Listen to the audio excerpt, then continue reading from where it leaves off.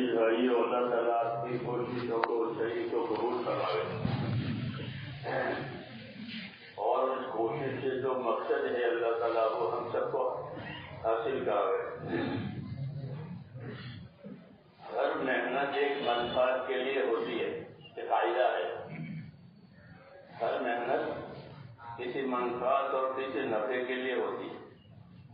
کوئی محنت ایسی نہیں کہ جس سے کوئی نفع مطلوب نہ ہو، بلکہ ہر محنت کے ساتھ اس کا نفع مطلوب ہوتا ہے۔ وہ نفع حاصل ہو جائے تو وہ محنت صحیح ہے اور کامیاب ہے۔ ہماری محنت کا نفع کیا اور اس سے کیا چاہا جاتا ہے؟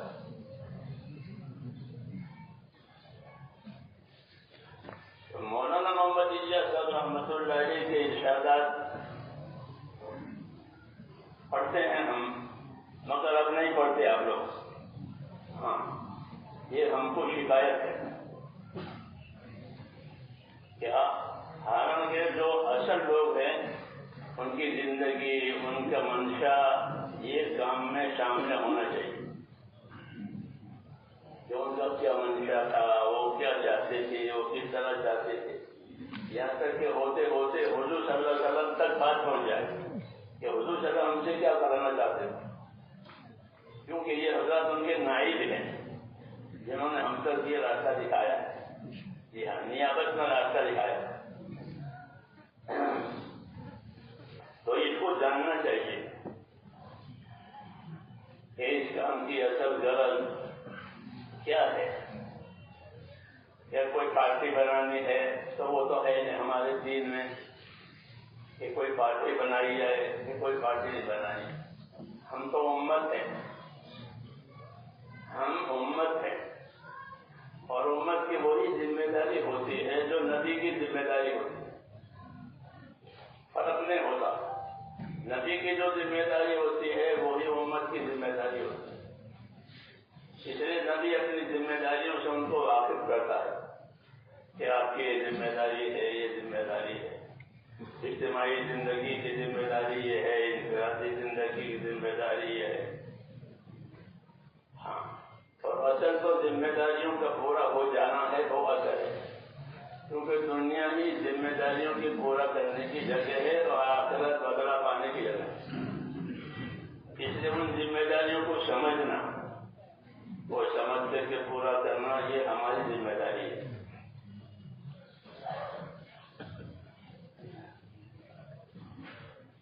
مولانا محمد الیاس صاحب نے یہ معلوم کرایا ہم لوگوں کو کہ پھر ہماری دعوت، ہماری تحریک، اس کا کیا مقصد ہے۔ تو انہوں نے فرمایا کہ جتنی باتیں جناب رسول اللہ صلی اللہ علیہ وسلم لے کر آئے ہیں وہ ہمارے اندر آ جاوے، ہماری زندگی میں آ جاوے، اس کا یہ انہوں نے اس دعوت کا مقصد بتایا کہ ہماری زندگی حضور صلی اللہ علیہ وسلم کی زندگی سے ملتی ہو جائے۔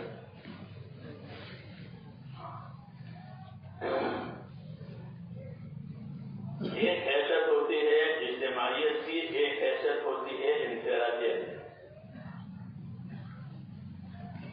ہماری اجتماعیت جو ہے اس کا کیا مقصد ہے اور انفرادیت کا کیا مقصد ہے۔ تو ہماری اجتماعیت کا مقصد یعنی مل جل کر کام کرنے کا مقصد وہ تو اپنے دین کی نصرت ہے کہ ہم مل جل کر کے اپنے دین کے مددگار بنیں گے، جیسے اللہ نے فرمایا کہ یا ایھا الذین آمنوا کونوا انصار اللہ، کہ ایمان والو تم سب کے سب اللہ کے دین کے مددگار رہو۔ تو اللہ کے دین کا مدد کرنا یہ ہماری اجتماعی زندگی ہے اور اجتماعی ذمہ داری ہے۔ ایک ایک مسلمان اپنے دین کا مددگار بنے، اور مددگار بننے کی مثال ایسی ہے جیسے اپنی زمین کو پانی دینا۔ اگر اپنی زمین کو پانی نہیں دے گا تو وہ اپنی زمین سے کچھ نہیں لے گا، سوکھی پڑی رہے گی، پانی کی ضرورت ہے۔ اپنی زمین کو پانی دینے سے زمین سے کچھ نہیں لے گا، اپنی اپنی زمین کو پانی نہیں دیا تو تمہیں ملنا. تو اپنے دین کی نصرت ہوگی تو اپنے دین سے کچھ ملے گا. اپنے دین کی نصرت نہیں ہوگی تو اپنے دین سے نہیں ملے گا. اس لیے مسلمانوں کو اللہ نے اسی طرح متوجہ کیا ہے کہ ایمان والو تم سارے کے سارے اپنے دین کے مددگار رہو.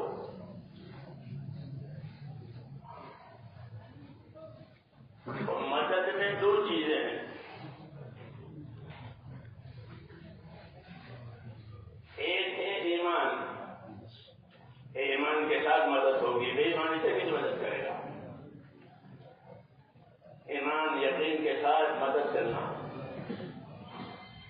کہ ہم اللہ کے دین کی مدد کریں گے اور اللہ ہماری مدد کرے گا. ہم دین کی مدد کریں گے, دین زندہ ہوگا. دین زندہ ہوگا تو ہماری کامیابی ہوگی. دوسرا کہ ہماری محنت کا ہمارے اوپر اثر ہونا چاہیے کہ ہماری محنت کا ہم پر کیا اثر ہوا. کیونکہ یہ ایک نعمت ہے اللہ نے ہم کو دی ہے, تو اس نعمت کا ہم پر کیا اثر ہوا. جیسے ہماری کیا ذمہ داری ہے وہ بھی جاننا ضروری ہے, اور اس کا ہم پر کیا اثر ہوا یہ بھی جاننا ضروری ہے کہ اس نعمت کا ہمارے اوپر کیا اثر ہوا.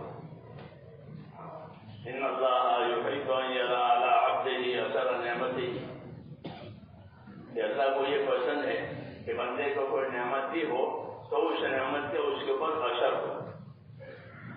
حدیثوں میں ہے جب بندے کو کوئی نعمت اللہ کی طرف سے ملی ہو تو اس نعمت کا اس کے اوپر اثر ہو. یہ حضور نے ایک آدمی سے فرمایا تھا, وہ آپ کی خدمت میں حاضر ہوا, میلا کچالا, اس کے بال بکھرے ہوئے اور حالت اچھی نہیں. تو آپ نے فرمایا بھائی تمہارے پاس کوئی مال نہیں ہے, تم غریب آدمی ہو, یہ تمہاری خستہ حالت ہے. حضرت کیا نہیں, میرے پاس بہت مال ہے, میرے پاس روٹی غلام بھی ہے, نوکر چاکر بھی ہے, تو پھر تمہاری یہ حالت ایسی کیوں ہے, خستہ حالت. پھر فرمایا کہ اللہ کو یہ بات پسند ہے کہ اللہ نے کسی بندے کو کچھ نعمت دی ہو تو اس کا اس کے اوپر اثر ہو. ویسے تم کو کھانا پینا دیا ہے تو کھاؤ پیو, پہننا ہونا دیا ہے تو پہنو اڑو. یہ ایک اصولی بات بتائی کہ جس پر جو نعمت ہو اس نعمت سے اس کے اوپر اثر ہو. مان دیا ہے تو اس پر مال کا اثر ہو, غریبی نہ معلوم نہ ہو اس کی زندگی سے, کیونکہ اللہ کو مر دیا ہے. تو جو نعمت ملی ہو, قاعدہ بتایا کہ جس کو جو نعمت ملی ہو اس پر اس نعمت کا اثر ہو. یہ اللہ کو پسند ہے. سمجھ میں آئی بات. اب سوال یہ ہے کہ اس نعمت کا ہم پر کیا اثر ہو.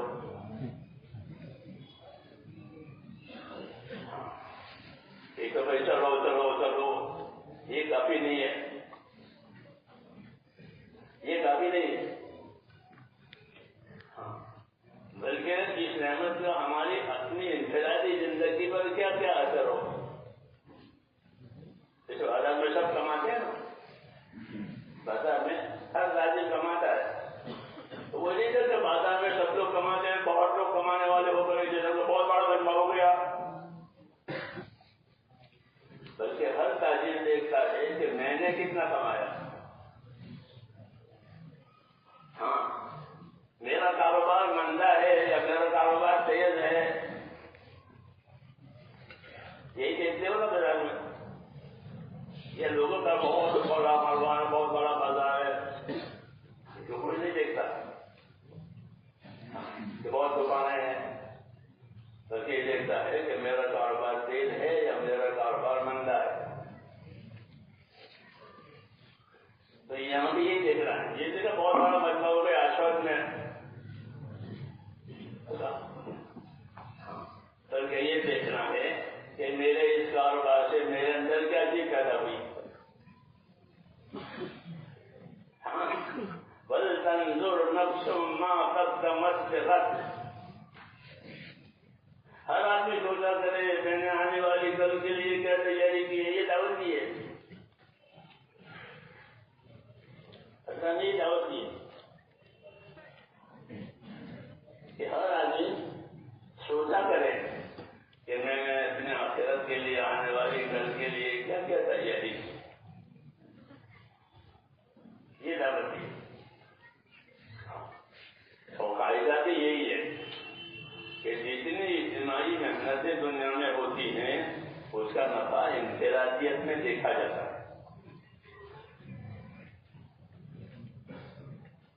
میری بات سمجھ میں آ رہی ہے. جیسے لوگ لکھتے ہیں اور شاعر کرتے ہیں سمجھ میں آگے نہ آئے موری بتائے میں آئے تھے یہ بات کیسی گئے. یہ بدعت چلیے.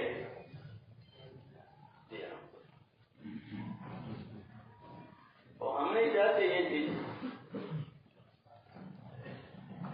بلکہ اللہ یہ کہتے ہیں وَلْتَنْظُرْ نَفْسٌ مَا قَدَّمَتْ لِغَدٍ. ہر آدمی سوچے اپنی انفرادی طور پر کہ میں نے اپنے آنے والی کل کے لیے کیا تیاری کی ہے.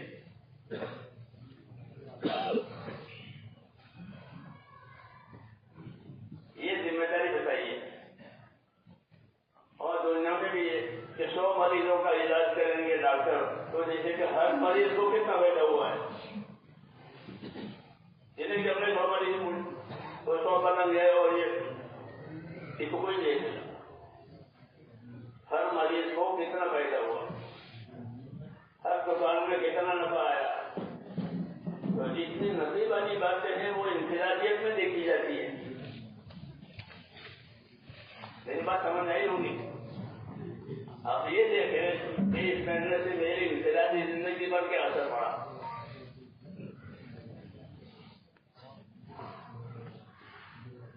میری انفرادی بازار والا کہتا ہے کہ میری دکان میں مجھے کیا نفع ملا. جن کی دکان میں بہت کمائے وہ نہیں دیکھتا میری دکان سے مجھے کیا نفع ملا. میں کھوٹ میں ہوں یا نفے میں ہوں. یہ ہے اصل. دنیا ہو کہ دین ہو کہ ہماری انفرادی زندگی پر اس کا ہم پر کیا اثر کیا.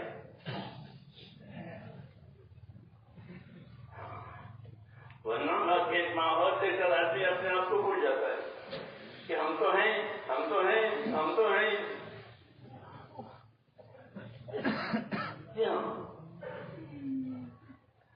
تو یہ کافی نہیں ہے. اللہ نے 2 جگہ رکھی ہے. ایک قبر ہے ایک قیامت ہے. یہ 2 لوگ ہیں زندگی کے بعد. قبر میں ہر آدمی اپنی انفرادی چیز کو دیکھے گا. وہاں کوئی نہیں ہے. وہ اکیلا ہے. وہ اکیلا ہے. تو اس اکیلے کو اس کی زندگی کا نقشہ دکھائیں گے کہ تیری زندگی کا یہ نقشہ ہے.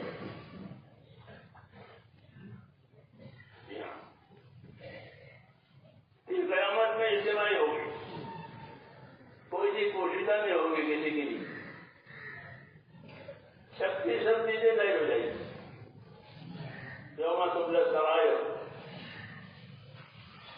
جی ہاں کہ اس سے ساری پوشیدہ چیزیں ظاہر ہو جائیں گی. خیر کی ہو شر کی ہو, امانت داری ہو کہ امانت داری ہو, خیانت ہو, سب اجتماعی طور پر اس کو لائیں گے. نے چوری کی تھی تو وہ اس کی چوری کا سامان اسے گردن پر لٹک رہا ہو تیز آیا. ہاں چوری کی تھی وہ سامان اسے گردن پر لٹک رہا ہے. جو بھی سامان چورا ہو چھوٹا بڑا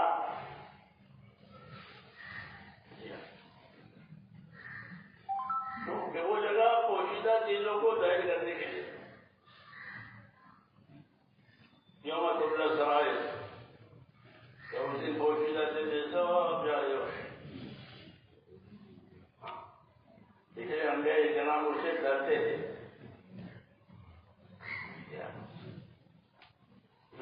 السلام کتنے بڑے نبی ہیں، سب نبیوں کے باپ ہیں. وہ کہتے ہیں اللہ مجھے قیامت میں رسوا مت کرنا.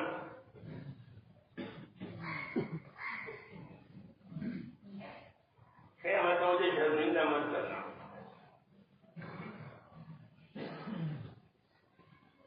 کیوں ایسا چیز ہے؟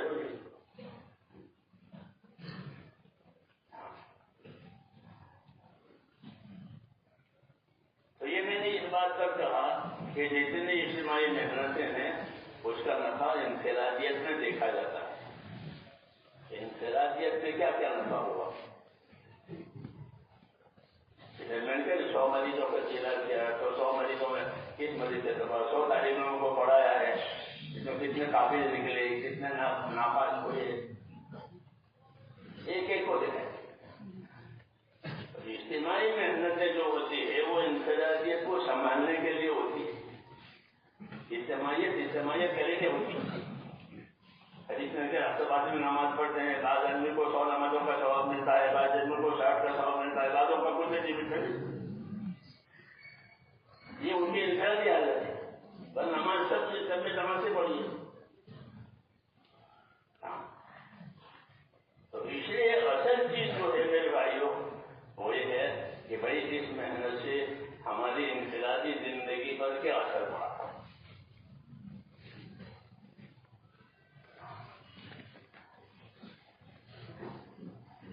وَلْتَنْظُرْ نَفْسٌ مَّا قَدَّمَتْ لِغَدٍ.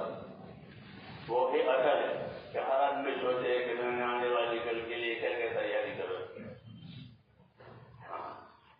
حضور صلی اللہ علیہ وسلم نے اپنے صحابہ کے بارے میں فرمایا، ان کی انفرادی کہ میرے صحابہ ستارے کی طرح سے ہے. ستارے کی طرح. ستارے میں دو صفتیں ہیں، نور بھی ہے، حرکت بھی ہے. ستارے میں حرکت ہوتی ہے، وہ چلتے ہیں، اور نورانیت بھی ہوتی ہے. تو اپنے نورانیت کو لے کر کے وہ حرکت کرتے ہیں. جتنے ان کے میدان حرکت کا ہے وہ کریں گے، ٹوٹ جائیں گے. تو یہ مثال بھی ہے بعد والے امت کے لیے کہ میرے صحابہ میں نورانیت بھی ہے، حرکت بھی ہے، دونوں چیزیں.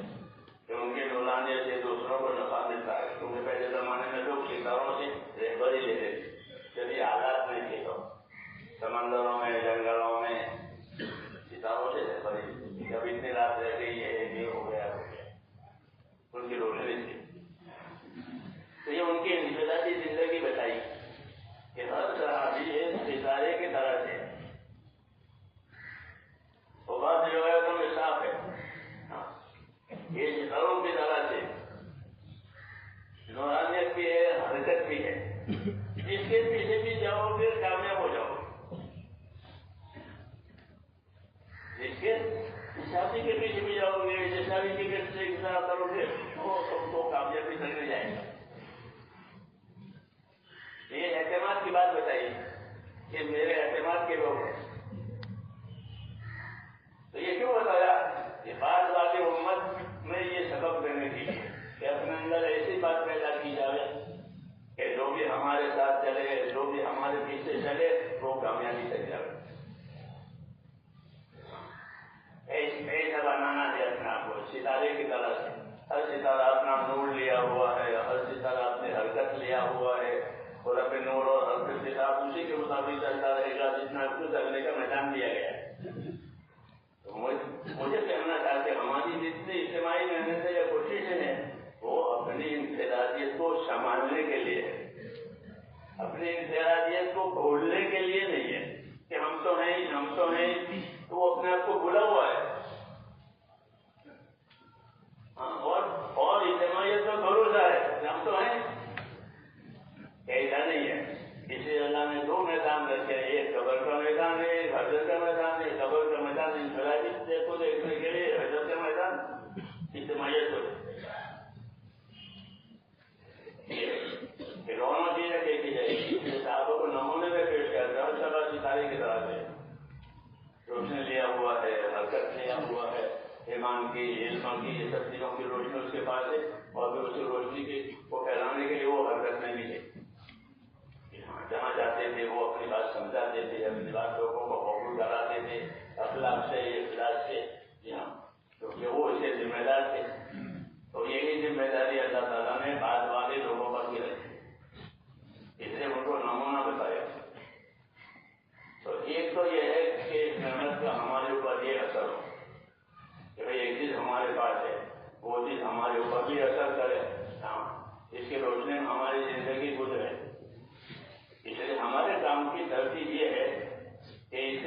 ہماری نصرت کے لیے ہے، ہماری اجتماعیت یہ نصرت کے لیے ہے۔ کونوا انصار اللہ، ایمان والو چاہے ایمان والو تم سب کے سب مدد کرو، تو اجتماعیت کے ذمے مدد کی ہے کہ تم سارے کے سارے اپنے جان مال سے اپنے دین کے مددگار رہو، اس کے لیے راستہ بناؤ، اس کے لیے چیزیں بناؤ تاکہ یہ دنیا میں چلے۔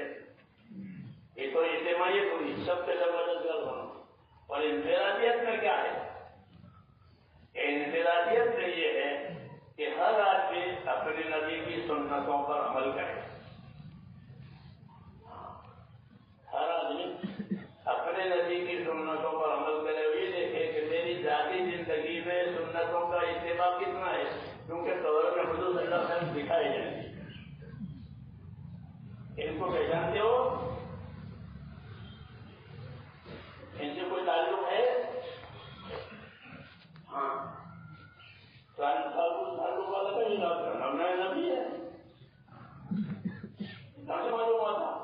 اللہ کی کتاب میں تھا کہ محمد رسول اللہ، محمد اللہ کا رسول ہے، میں نے اس کی کتاب میں پڑھا تھا۔ میں نے کتاب میں پڑھا تھا محمد رسول اللہ والذین معہ، تو محمد اللہ کا رسول ہے، تو میں نے اس کو رسول جانتا ہوں، یہ میرا رسول ہے۔ ہاں، تو جتنا میرے تو دنیا میں انفرادی زندگی میں سنتوں سے تعلق ہوگا، اتنی زندگی شرعی بنے گی۔ اجتماعیت نصرت والی، انفرادیت اتباع والی، یہ فائدہ ہے۔ اجتماعیت نصرت والی کیا میں نے جن کے مدد کریں گے، کوئی بھی تقاضا آئے گا وہ ہمارا تقاضا ہے، دور ہو غریب ہو آسان ہو مشکل ہو، جو بھی تقاضا آئے وہ ہمارا ہی تقاضا ہے، ہمیں پورا کرنا ہے کسی کو۔ یہ تو اجتماعیت میں ہے۔ اور انفرادیت میں، انفراد میں ہم اپنے نبی کی ہر سنت پر عمل کرنے والے بنیں گے، تو یہ صحیح ہوا۔ سمجھ نہیں گا؟ علم و ذکر کا یہی مطلب ہے۔ تیسرا نمبر رکھا ہے نا، وہ کیا رکھا ہے؟ اس کا کیا مطلب ہے؟ تو تیسرا نمبر علم و ذکر ہے، چوتھا نمبر کرم مسلم ہے، پانچواں اخلاص دینی ہے۔ ہاں، یہ رواج ہے، چھوٹے بچے جیسے اجرا کرتے ہیں، جب جو زبان ہوتی ہے وہ نمبر ایک اگر چھوٹے چھوٹے بچے جیسے ہم کسی وجہ سے ایک کو بغیر گئے ہو، ہمارے اسکول مجھے ملیشیا گئے تو وہ ملیشیا زبان میں ایک کو اور ڈبل ڈور پڑھتے،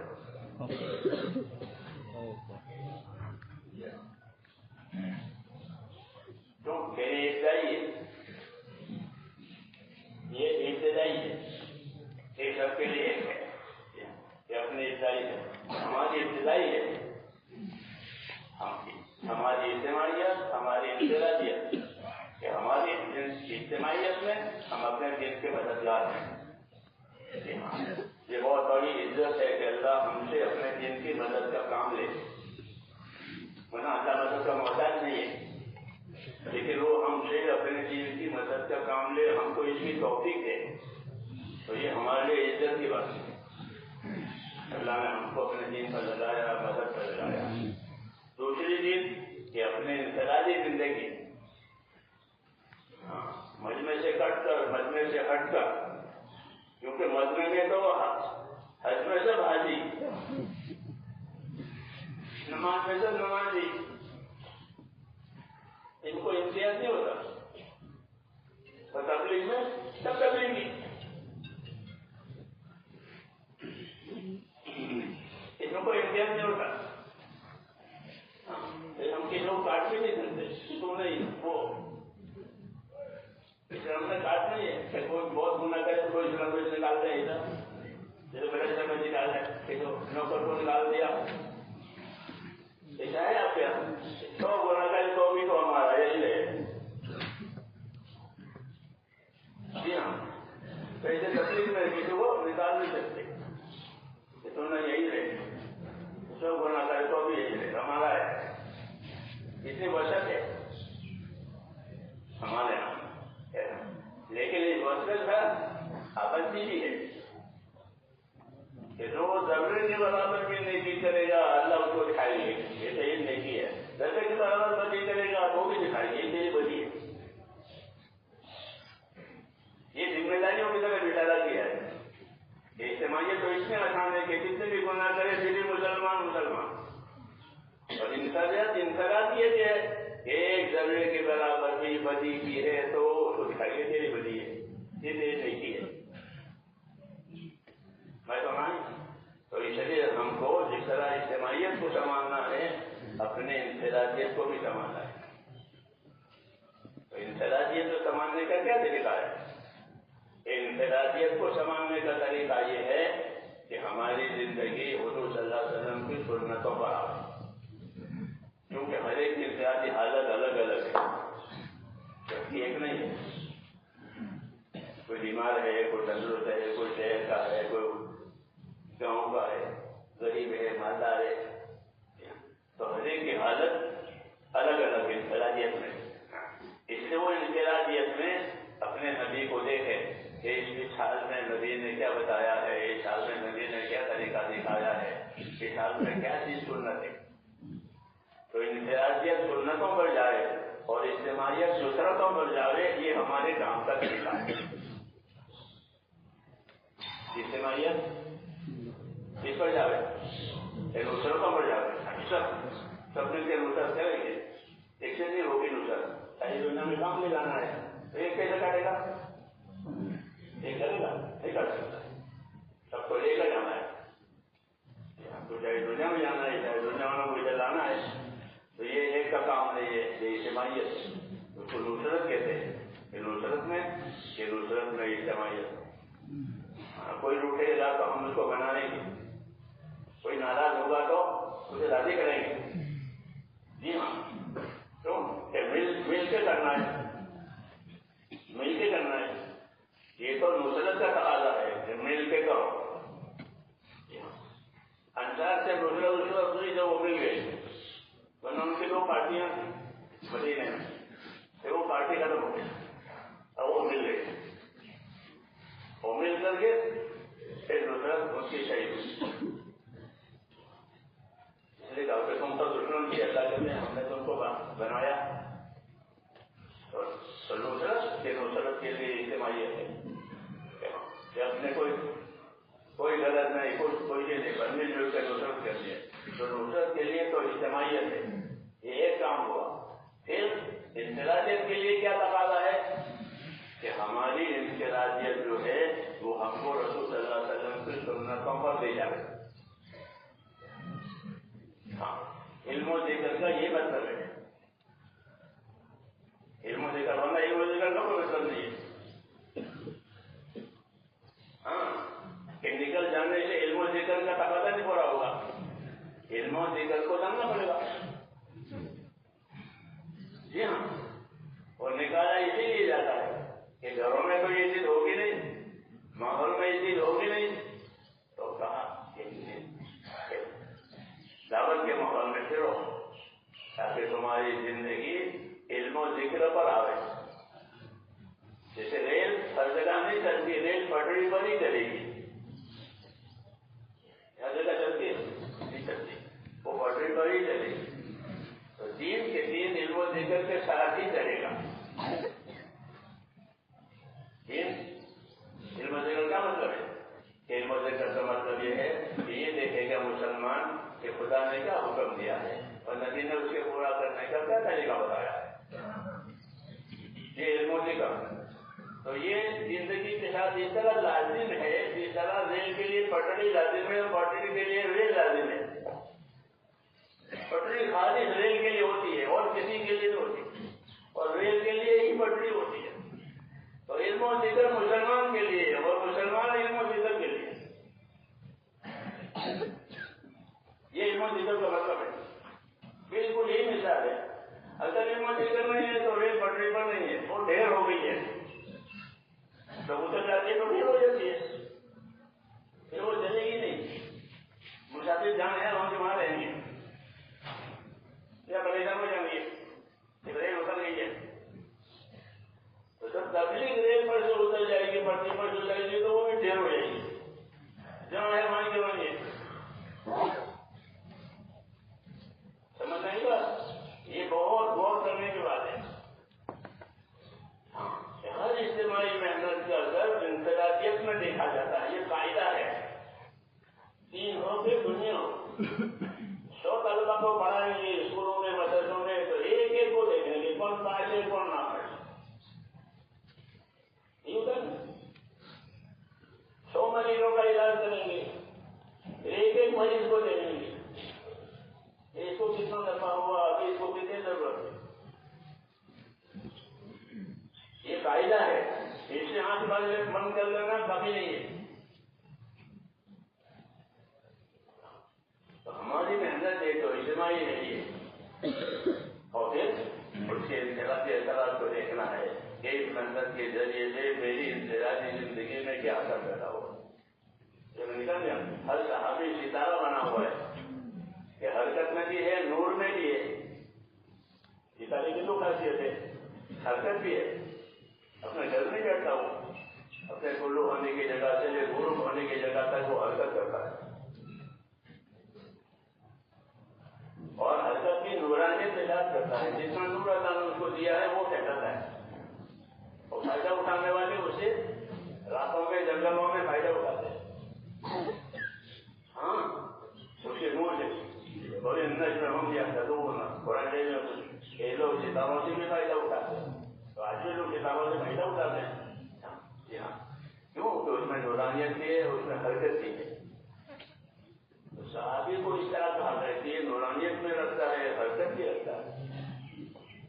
نورانیت اتباع کی نورانیت ہے. نورانیت کی چیز ہے نورانیت آئے گی اتباع میں. حضور صلی اللہ علیہ وسلم کی سنتوں کا نور ہوتا ہے. 2 چیزوں کا نور امت کو دیا ہے. ایک قرآن کا نور دیا ہے ایک سنت کا نور دیا ہے. اس امت کو 2 نور دیے. وانزلنا الیکم نورا مبینا کہ تمہاری طرف کھلا ہوا نور اتارا ہے وہ قرآن کریم. وجاءکم من اللہ نور و کتاب مبین. اور تمہارے پاس نور آیا ہے اور کتاب بھی آئی ہے. کتاب کا ایک نور بتایا دوسرا نور بھی کس کا کہ دوسرا نور سنت کے اتباع. یہ 2 نور امت کو دی ہے. سمجھ نہیں بات؟ تو دعوت کا یہ تقاضا ہے کہ زندگی ان دونوں نوروں سے نورانیت بنے نورانی بنے. اور ایک نورانیت ظاہر ہوگی انفرادی زندگی میں کہ ہر آدمی دیکھے کہ میرا عمل کتاب پر کتنا ہے میرا عمل سنت پر کتنا ہے. کتاب اور سنت ہی تو عمل کے لیے نہیں. اللہ کی کتاب نبی کی سنت اللہ کی کتاب نبی کی سنت. تیسری بات ہمارے پاس نہیں ہے. کتاب سنت جی ہاں اس کے لیے بنی. تو ہر آدمی کی زندگی میں یہ چیز دیکھی جائے گی. مجمع دیکھ کر گزارا کرنے میں یہ بہت بڑا مجمع ہے بہت زمانے نکل گئی ہے وہ ٹھیک ہے لیکن اس کا اثر انفرادیت پہ کتنا پڑا. کمانے میں سب لوگ بازار میں کماتے ہیں اور کمائیوں کو انفرادی طور پر دیکھتے ہیں کہ مجھے کتنا نفع ہوا میرے کاروبار میں کتنے کھوٹ آئی میرے کاروبار میں کتنا نہیں. یہ ہمیں دیکھنا ہے دوستوں کہ ہماری انفرادی زندگی پر اس محنت کا کیا اثر ہوا. کہ میں جماعت میں نہیں ہوں ابھی تو میری زندگی کتنی سنتوں پر صبح سے شام تک کتنی سنتوں پر میں عمل کرتا ہوں. کتنی سنتوں پر کتنی نمازیں سنت نمازیں ادا ہوتی ہے. تہجد کی نماز پڑھنا حضور کی سنت ہے. احتیاط کی نماز پڑھنا حضور کی سنت ہے.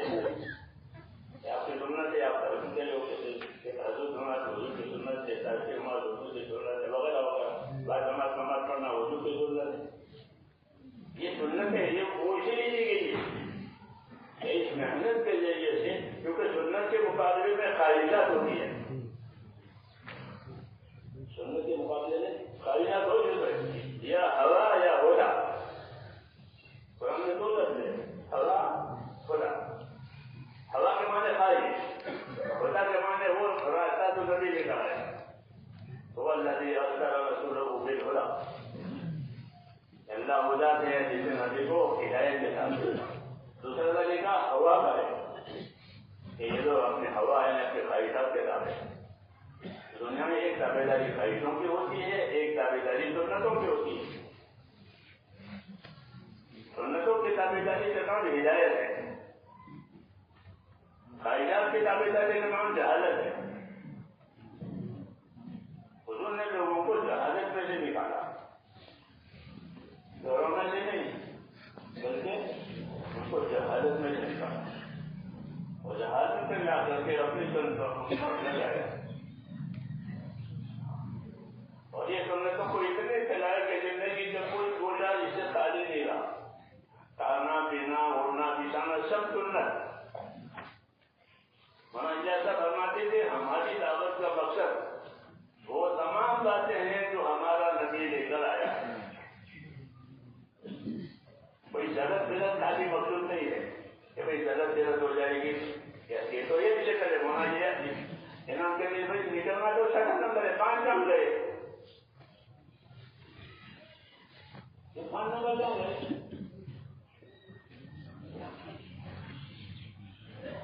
غلط بلت ہے وہ غلط نہیں ہے، بتانا چاہتا ہے وہ ہے صحیح ہے لیکن ناتمام ہے۔ کیا ہے؟ ناتمام ہے۔ کسی کسی کے 6,000 روپئے 1,000 روپئے دیا اور 5,000 رکھ لیے، تو یہ صحیح ہوا کہ 5,000 لیے روپئے دے دیے، یہ ناتمام ہے۔ ادائیگی تو ہوئی لیکن ناتمام ہے۔ ہماری دعوت کا یہ مقصد ہے کہ ہماری اپنی زندگیاں جو ہیں یہ سنتوں کا دعوت، سنتوں کو سیکھیں، یہ اس کا اصلی اثر ہے۔ کیونکہ سنت نہیں ہے تو یہ رواج ہے، جاہلیت ہے، یہ ہوگی سنت میں تو کیا ہوگا؟ یہ رواج ہے، یہ جاہلیت ہے۔ یہ صحابہ کرام اپنی دعوت میں اس کو چلاتے تھے کہ ہم تو اپنے نبی کی اتباع کریں گے، لقمہ گر گیا ہے تو اٹھا کے ڈالیں گے، لوگ ہنسیں گے تو ہنسنے دو، ہماری سنت ہے۔ لقمہ گر جائے تو اٹھا کے کھاؤ، ہنستے ہیں۔ یہ لوگوں کے ہنسنے کی پرواہ نہیں کرتے تھے، دوسری بات تو کہ زندگی کو سنتوں کا لانا ہے، اور یہ بات انفرادی زندگی سے ظاہر ہوتی ہے۔ انفرادی زندگی میں کتنی سنت ہے؟ ہر آدمی دیکھے بل بندو تب سکما قدمت لے وقت، آدمی سوچے کہ اس نے اپنے آخرت کے لیے کیا تیاری کی ہے۔ میرے بھائیوں، ہماری 2 ذمہ داریاں، ایک دوسرا اپنے دین کی کہ اپنے دین کی مدد بن گئے۔ جان مال ہمارے پاس اللہ کی امانت ہے، جان مال ہماری نہیں ہے، وہ امانت ہے، اور امانتیں حقوق ادا کرنے کے لیے دی جاتی ہے۔ امانتیں دی جاتی ہے حقوق ادا کرنے کے لیے کہ بھائی لو اور اسے فلانا بنا کام کرو۔ حکومتیں بڑی بڑی چیزیں دیتی ہے، گاڑیاں دیتی ہیں، گھوڑے دیتے ہیں، تو سیدھا کر دیجیے، گھوڑے کو بچے سلا کرو۔ یہ نا سرکاری کام کے لیے سب چیزیں سرکاری کام کے لیے، گھوڑا ہو گاڑی ہو سب چیزیں سرکاری کام، اپنے کام کے لیے کوئی چیز۔ مولانا صاحب فرماتے ہیں ہم تو سرکاری آدمی ہیں، ہم تو سرکاری آدمی جو بھی کام کرے سرکار کے لیے کرے، یہ اپنا لیے کرے، یہ اپنے جگہ تو بہت بولے گا کہ ہم تو سرکاری آدمی ہیں، تو جو کام کریں گے وہ کس کے لیے کریں گے؟ سرکار کے لیے کریں گے، اسی کو اخلاص کریں گے کہ جو کام کرے اخلاص کرے، اللہ کے لیے کرے اور نبی کے طریقے پر کرے، اللہ کے لیے کرے نبی کے طریقے پر کرے، وہ اس کا نام اخلاص ہے۔ کہ ہم تو سرکاری آدمی ہیں، ہمارے پاس اپنا طریقہ ہے، ہماری چیز ہے، طریقہ اللہ کی ہے اور طریقہ نبی کا ہے، اور اس کے ہم دعوت ہیں۔ یہ تبلیغ، یہ تبلیغ اللہ سے یہ مانگنی ہے کہ ہماری زندگی میں یہ چیز آئے کہ ہم امانت دار ہیں، ہم مسلمان ہیں۔ مسلمان کا امانت دار ہوتا ہے کس میں؟ کہ اللہ کے حقوق میں، بندوں کے حقوق میں ہم امانت دار ہیں۔ جو حق ہوگا وہ ادا کریں گے، جی ہاں، جو حق ہوگا وہ ادا کریں گے۔ تو یہ مطلب ہے تیسرے نمبر کا، یہ تیسرا نمبر جو علم و ذکر دیا گیا ہے وہ تمام چیزوں کو سنبھالنے کے لیے دیا گیا کہ علم کے روشنی میں اور طریقوں کے طریقے میں اپنی ان تمام چیزوں کو امت سنبھالے۔ تو یہ خالی ملاقات کا نام نہیں ہے، وہ تو ترغیب کے لیے، لوگوں کو مائل کرنے کے لیے ہے۔ اصل تو ہماری زندگی میں حضور صلی اللہ علیہ وسلم کے طریقے آئے، اور یہ انفرادی زندگی میں دیکھا جائے گا کہ انفرادی زندگی میں کتنا دین ہے۔ بازار میں سب کماتے ہیں، لیکن دیکھتے ہیں انفرادی دنیا میں کتنا کمایا۔ ہاں ایسے یہاں بھی ہے، اس لیے اس کو محفوظ رکھنا چاہیے کہ ہماری انفرادی زندگی اور سنتوں پر آ گئے اور ہماری اجتماعی زندگی نصرتوں پر آ گئی۔ یہ طریقہ ہے کہ ہماری اجتماعی زندگی یہ نصرتوں پر آ گئے۔ ہم اپنے دل کے بدلدار ہیں، کہیں بھی جانا پڑے کہیں ہم اپنے دل کے بدلدار ہیں، اور انفرادی زندگی کہ وہ سنتوں پر آ گئے۔ حضور صلی اللہ علیہ وسلم نے زندگی کیسے گزاری ہے؟ عبادت میں، رہن سہن میں، پہننے میں، اٹھنے میں، شادی غمی میں آپ نے کیا طریقہ کیا؟ وہ انفرادی زندگی سے تعلق ہے۔ ان دونوں کو اخلاص کے ساتھ کرنا ہے، اس کے ساتھ اخلاص کے ساتھ کرو، اخلاص کے ساتھ تھوڑا عمل بھی کافی ہو جائے گا۔ یہ کہتے ہیں اخلاص کے ساتھ اپنے دین کا عمل کرے، اخلاص کے ساتھ کرو، تھوڑا عمل بھی کافی ہو جائے گا۔ اور اللہ فرماتے ہیں کہ ایسے آدمی بتاؤ کہ جس نے ایک نماز سے نہیں پڑھی وہ جنت میں چلا گیا۔ لوگوں سے منہ جائے جاتے بتاؤ ایک نماز نہیں پڑھی، اور لوگوں کو کیسا بناتا ہوگا؟ نماز نہ پڑھے وہ جنت میں بھی جا رہے ہیں۔ تو انہوں نے ایک آدمی کا نام لیا، وہ کس دن پہ چلا، وہ صبح اٹھا تو مسلمان نہیں تھا، وہ تو میرے بھائی بیٹا کے بیٹے وغیرہ یہ کہاں ہے لوگ؟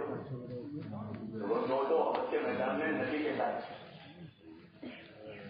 تیرے بھائی بھتیجے وہ تو وہاں حج کے میدان میں اللہ کے نبی کے ساتھ ہے۔ اچھا تو پھر میں بھی جانتا ہوں، تو وہ کلمہ پڑھ کر وہ حج میں میدان میں گیا، وہاں شہید ہو گیا، اس کو نماز پڑھنے کا موقع ہی نہیں ملا۔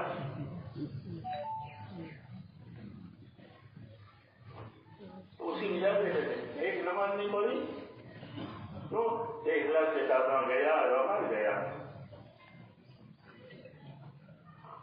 تو اللہ کی یہ کہن ہے کہ ایک نماز نہ پڑھے وہ جنت میں جا گئے۔ جی ہاں، کیوں؟ اخلاص والے۔ الحمدللہ یہ ساری دعوت ہماری اخلاص پر ہے، اور ہر ساتھی مخلص ہے۔ ہمیں جیسا کہتے تھے ہمارے ساتھی یہ مخلص ہے، اپنا مال لگا رہے ہیں، اپنی جان لگا رہے ہیں، اپنا وقت لگا رہے ہیں، کیا چاہتے ہیں کہ خود بھی نہیں۔ انشاءاللہ اخلاص ہی ہے، اللہ سے یہ امید رکھنی چاہیے، اخلاص ہی ہے، لیکن اس پر قائم رہنا چاہیے، اور زندگیوں کو، انفرادی زندگیوں کو سنتوں پر لانا چاہیے۔ ہاں جی، تاکہ دونوں باتیں پوری ہو جائیں۔ ہم اجتماعی زندگی میں نصرت والے ہیں، انفرادی زندگی میں اتباع والے ہیں۔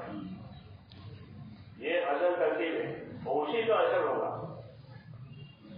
اسی کا اثر ہوگا۔ یہ دونوں طرف سے بات آ رہی ہے، انفرادی زندگی کی طرف سے بھی اور اجتماعی زندگی کی طرف سے۔ اسی لیے علم و ذکر رکھا گیا ہے، لیکن اسی طرف توجہ نہیں ہے علم و ذکر کی طرف۔ ہاں، علم و ذکر کی اتنی ضرورت ہے کہ دل کو پڑھنے کی ضرورت ہے، پڑھنے نہیں ہے تو دل دیر ہو گئی۔ ہاں، ایسے علم و ذکر نہیں ہے کہ کوئی تبلیغ جہاں ہے وہاں کے وہیں ہے۔ اس لیے میرے بھائیوں نے دیکھنا ہے ہماری انفرادی زندگیاں، اجتماعی زندگیاں تاکہ رنگ ہو رہا ہے، ہاں، اور نعمتیں پوری مل جائیں، اللہ سے پوری نعمتیں مانگے حدیثوں میں۔ اللہ میں تمام نعمت اے اللہ میں آپ سے تمام چیزوں میں نعمتیں پوری مانگتا ہوں، یہ ادھوری سے کام نہیں کرتا۔ تو کہیں گے انشاءاللہ کہ اپنے آپ کو سنتوں کا اتباع کریں۔ ہاں، یہ ہر ایک کے ذمہ ہے کہ اپنی زندگی سنتوں والی بنائیں، اجتماعی زندگی نصرتوں والی بنائیں۔ اللہ مجھے اور آپ کو توفیق عطا فرمائے۔